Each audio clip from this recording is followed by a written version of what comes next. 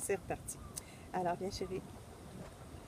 Donc, voici ce qu'on appelle ici un faré. On vous montre l'extérieur parce que c'est très intéressant la construction. C'est une construction traditionnelle, c'est sûr, avec des petits éléments quand même modernes. Donc, en fait, nous avons 2 farés dans lesquels on va habiter pendant 3 semaines. Voilà, comme vous pouvez voir, c'est tout à fait verdoyant. Petit chemin qui nous guide vers le jacuzzi, mais l'eau est tellement froide à comparer de la mer. C'est un autre sujet, alors on y va. Donc, le faré, on se demandait si c'était bien comme ça qu'il fallait le prononcer. C'est bel et bien faré qu'il faut dire. C'est maison. Qui veut dire maison en tahitien. Tahiti, 120 000 personnes et je vous dirais une très très grande majorité de Tahitiens qui parlent le tahitien. Donc, voici, je vous donne des informations en cours de route.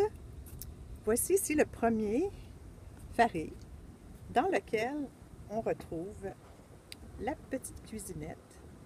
Je vous montre la construction, c'est très intéressant. On dirait qu'on entre dans l'antre d'une baleine. Fait en bois de padanus avec bambou et palmier. Voilà. Petite salle de bain qui est vraiment très agréable, très très propre. On ne regrette pas du tout notre location parce que c'est très simple, c'est très typique. Alors, si ça fonctionne, regardez-moi ça.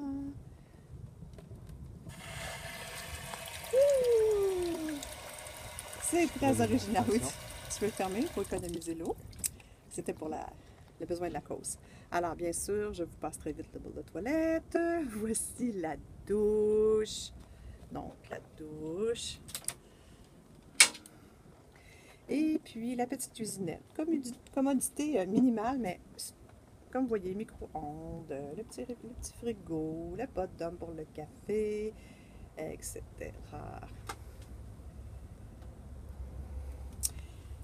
Et on s'en va dans le deuxième faré.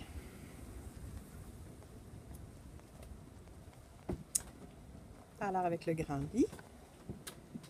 Et puis, toute cette construction dont on vous parlait, c'est très intéressant quand on est couché, on étudie comment ça fonctionne, comment c'est fait.